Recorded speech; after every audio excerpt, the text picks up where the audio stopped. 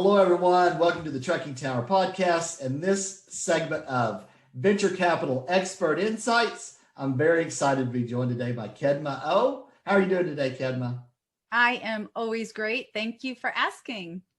Well, thank you for coming on with me. I was really excited to talk with you. You've done so many different things, author, speaker, venture capitalist, so many things. So I really appreciate you joining me. I'm just going to go through some questions. We're going to have a conversation back and forth.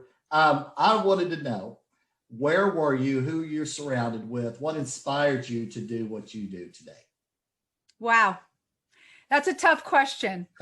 I do have an MBA. I've been in the funding world for 20 years, but I will tell you what inspired me.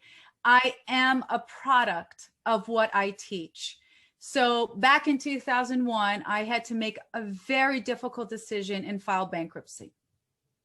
Not because I wasn't financially prudent. 6 months prior, I was in a relationship. We were arguing about money, and I decided to be the good Samaritan and take all their bills and all their debts and put it in my name.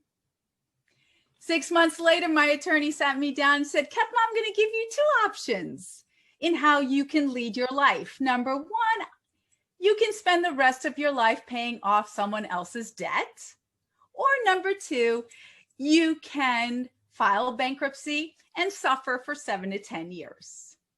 I chose door number two. Right. And so as a result of that, I found myself in a predicament that a lot of people are, right? We go up, we go down, we go up, we go down. But through that experience, I received my first credit card for $200. I gamified it because I thought I was playing a game of Monopoly. And we all know when you play Monopoly, as long as you can get past the board and go through Go, you're going to get $200. And I spent 15 years really trying to uncover how to find money when you are not bank ready or you're not venture capital ready. And reverse engineered how to do that. And in 2019, McGraw-Hill gave me my book deal called Target Funding. And I've worked with over 10,000 entrepreneurs. But the moment I knew was when I filed bankruptcy and started playing the game differently. Very interesting. And I read that about you on your website. So, but that's a very difficult situation, but you've turned it into good. So there you go. I love it. Absolutely. The next question I have for you, what are the top 3 mistakes to avoid in this whole area of finance, banking, venture capital? If you could kind of summarize. Ooh, top 3 mistakes. Wow. That's a really good question. The first thing that comes to mind is arrogance is going to keep you from making a lot of money.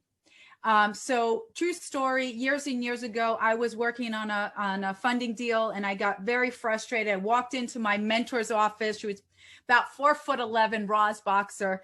And I was just basically mouthing off on how mad I was.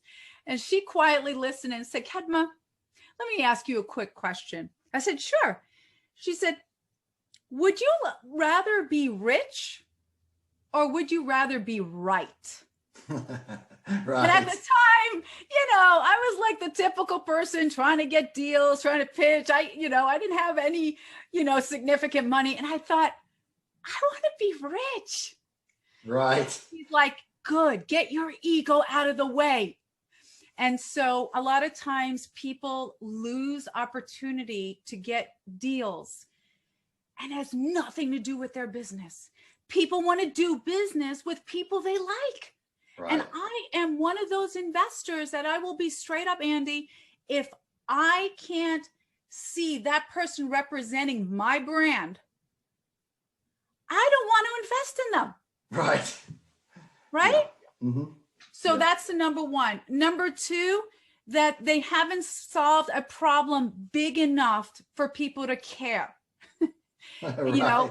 I see that a lot, right? They come and they say, oh, I have a problem, but it's not big enough for us to care about. And so from a venture capital, from an investor, it's got to be worth our time and money. So that's the second one that's really big. And the third one is they just don't have the right team behind them. They're the Lone Ranger. They want to do everything on their own. They don't think it. And, you know, that is a disadvantage against them because they miss out with amazing people that can support them. So I'd say those are the three. It's so important to have the right team behind your vision. Great advice. I love it.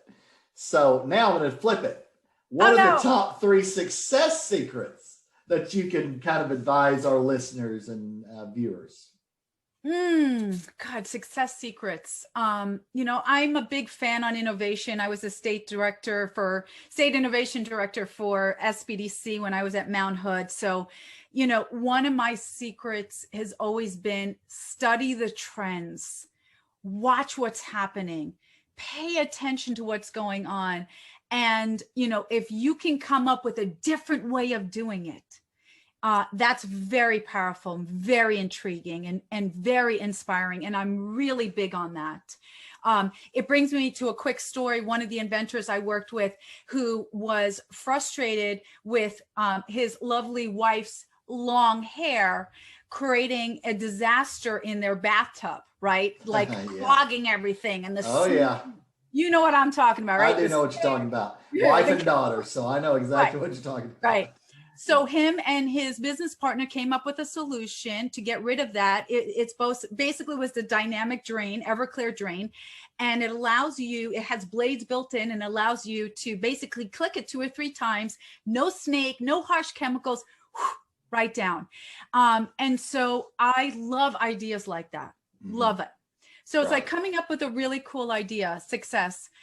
Number 2, skin in the game.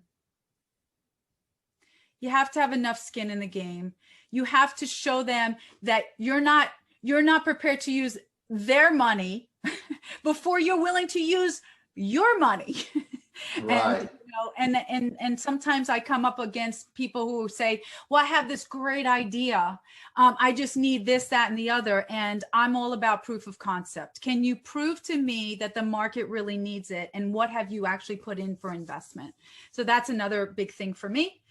And then I would say maybe the third one is for success is actually ensuring that there is a big enough reach, a customer interest. And the reason this happens, Andy, is people will always come and say, what do you think, Kedma? Is this a good idea? I said, I don't know. I'm not a trucker. Why don't we ask the trucking companies? Why don't we ask people who would use it every day? Why don't we ask the tech team, right? So I'm really big in making sure that the customers see it as a value and really want to invest in it. Right. Great. Well, you know, how can we support you? Well, that's funny because I always say the same thing. How can I support? For me, I make it really open-ended. I work every day in financing. The easiest way to support me is if there are people listening who have really cool ideas or need financing, I would just say have them reach out directly to me. I'm happy to have a no-cost conversation, see what we can do like we've done. And if I can push people through, I will. People say, why? Well, you know, when you've hit rock bottom, it sucks. And you don't want other people going through that experience. Now I'm on the other side. So anytime I can help people get through and find what they need, it's another dopamine hit for me. Right. So. It's great motivation. And it's so fulfilling, honestly. It's so when you're able to help other people, it makes you feel so much better about yourself, you know? It's so true. That. It's so true. It's so true.